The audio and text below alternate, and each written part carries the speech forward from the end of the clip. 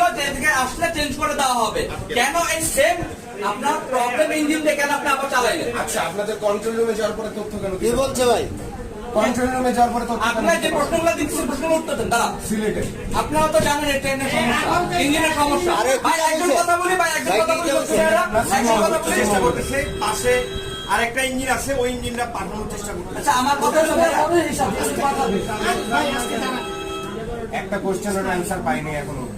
ভাইজান আমার প্যাসেঞ্জার একটা সময় নাই। আমার একটু কথা শুনবেন নাকি আপনি? এখানে তো বিষয়টা হলো ওইখানে আমার কিছু কাজ আছে, মানে কোচ রিলিজ করাটা সহ পাওয়ার তো কাজ দিয়েছে, আমি তো ইঞ্জিনটা মানে সরাতে হবে, ব্যবস্থা করতে ড্রাইভার পারতেছি না, করতে মানুষ তো পারবে, বুঝতেছে না।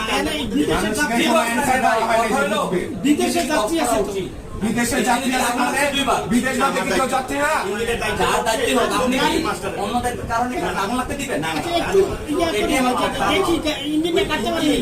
আমাদের স্টার্টিং ইঞ্জিন বন্ধ করার যা রুল আচ্ছা, আছে থাক, ওইটা ঠিক আছে। সাহেবরা কথা বলে, কন্ট্রোলে কথা বলে তারা বলবে।